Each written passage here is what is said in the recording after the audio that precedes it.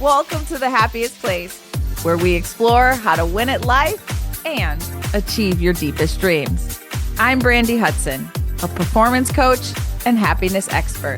Each week, we'll dive into practical strategies to help you live your best life by harnessing the power of high vibration emotions. Whether you're looking to improve your relationships, career, health, or overall well-being, this podcast is your guide to creating a life you truly love. Let's get started on your journey to becoming the happiest version of yourself. Hey V, I'm diving right in today. I have the best question. I think we spent a lot of time on it. You ready? Ready? Let's go. Okay. Dear Happiest Place, perfection is my default setting. If something isn't done flawlessly, I feel a failure. I'm exhausted trying to keep everything together, career, relationships, and appearance.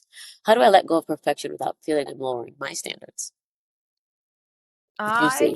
So juicy. love this question. Yes. You're right. It's so good. And just so everyone knows, we don't prep the questions in advance. So this is so good. First and foremost, it actually saddens me when someone characterizes themselves as a perfectionist because perfection just isn't possible, right? And the sweetest thing, when Charlie was 3, my son, he said to me, "Mom, why is perfect even in the dictionary if it doesn't actually exist?" And I Oh, thought that was a very profound statement from such a little guy, because I think we aspire for something that, one, doesn't actually exist, but two, feels inauthentic to people. yeah. So no one actually likes a perfect person because Nope. it doesn't feel real. However, we have 8 billion people aspiring to be as perfect as possible in some way, shape, or form, right? And so when you really take a step back and realize that it's your authenticity, it's actually your flaws, it's your vulnerability that draw people to you, that is a very beautiful place to be in. And the question I would offer to the questionnaire here is, why is it do you feel that you need to be perfect?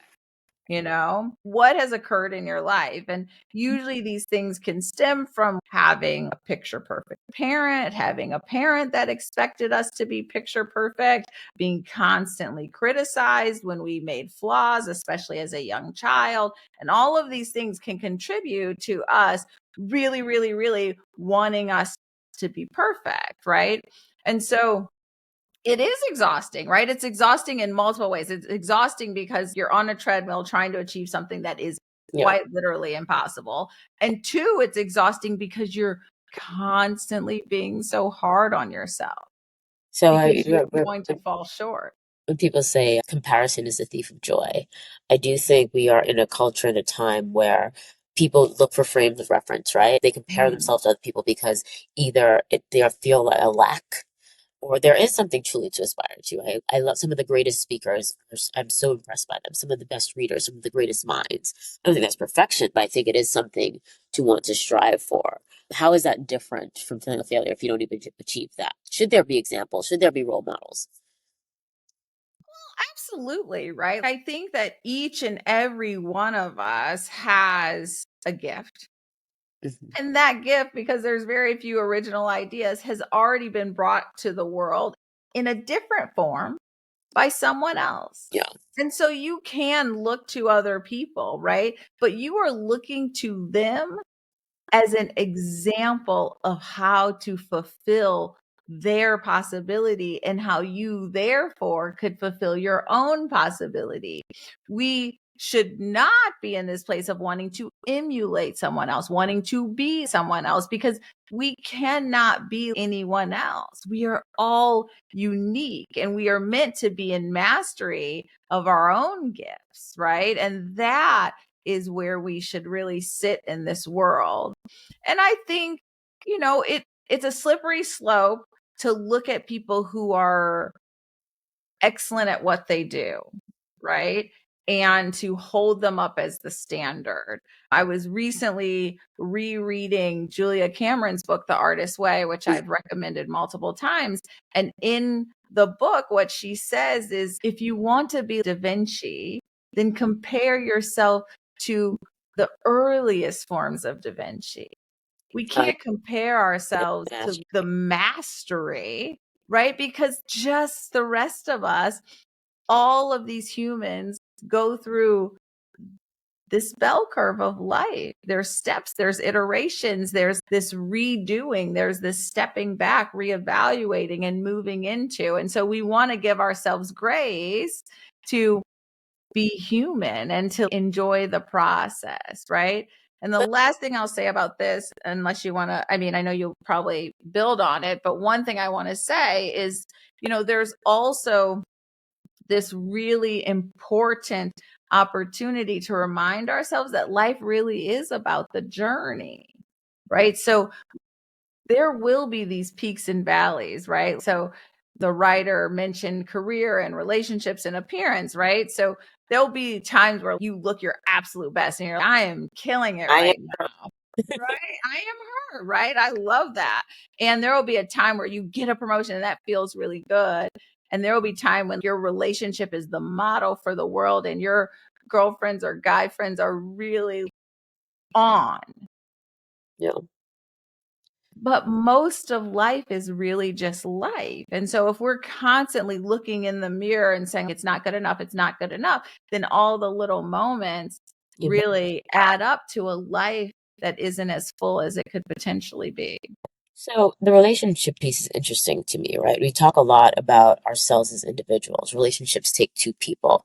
How do you have this conversation or grow with a partner or think about sort of this idea of being enough? Because I think that's what we're getting here when you're growing with someone else. Do you both have Yeah. to do the individual work or do you do it together? Yes.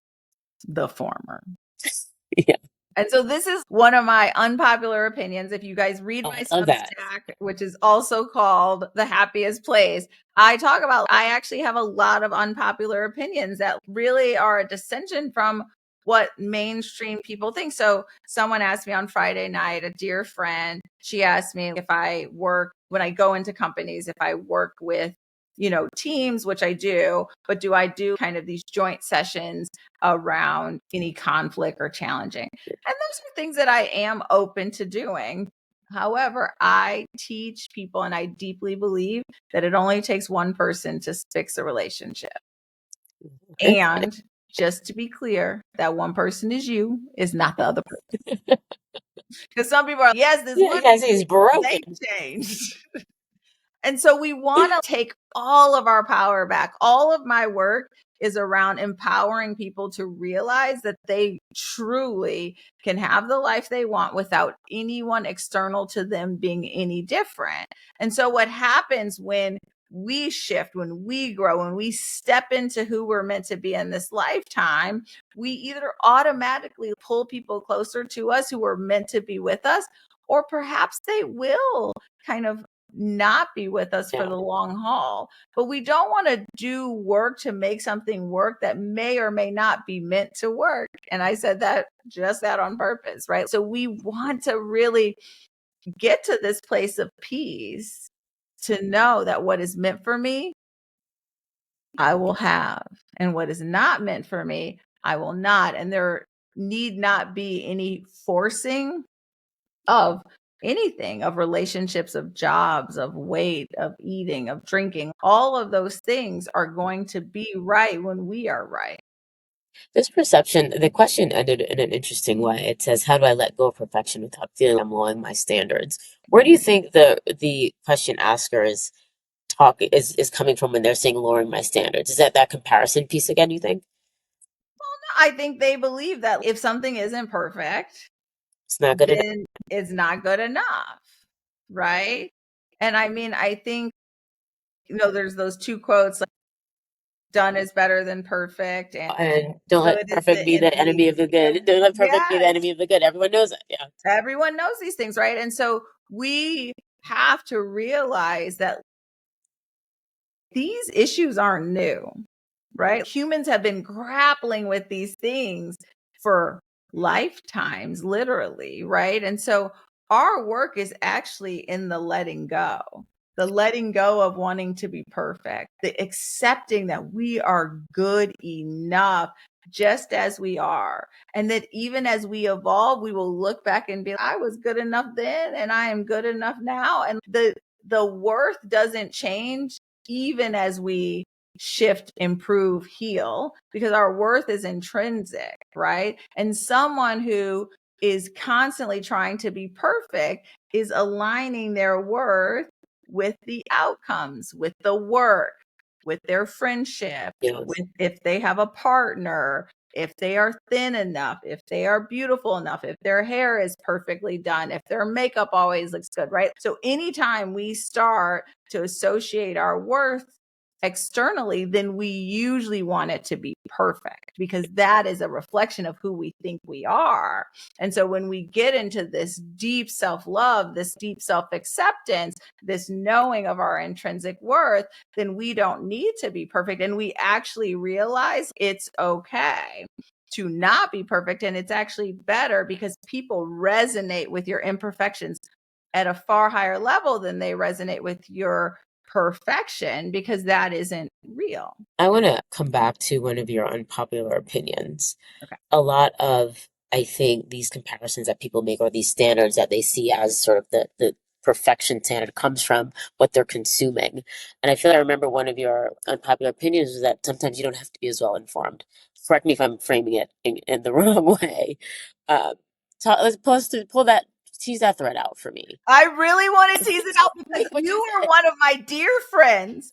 And what I wrote was that people shouldn't be watching TV and watching the news. And what you concluded was that those people were going to be less well informed. Because and that's the concept. that's what you hear. That's the And I yeah. love the honesty there because I do think that most people believe that they will be less well informed if I'm not move away consuming from this watching the information. news. Yeah. Yeah. And that's so interesting to me. I mean, I've been your friend for over 10 years for more than that, but for 10 years, I haven't watched the news and you've never accused me of being ill-informed, right? So I think that goes back to what you believe about yourself, the world will believe 100%. about you, right? And so protecting your peace is so critically important, right? And if we are watching the news and assessing or being out in the world and assessing what other people have achieved, if we're reading magazines and we're, oh my gosh, these girls look so good, right? And they are airbrushed and all of these things that go into putting up this picture perfect person for us to view, then we will start to feel, oh, I need to aspire to be that, right?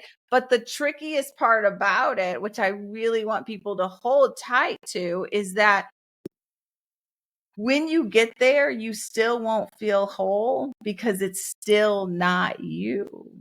It's still not you loving you. It's still not you knowing that you're worthy, right? And so we see all the time these stunningly beautiful women who have all these other aspects of their lives that are a little bit in disarray. Or we see people all the time who've accumulated so much wealth, but the rest of their life is so messy because the reason they've leaned into perfection in that area of their life, this area of life that they feel they can control, is as a way of trying to be happy.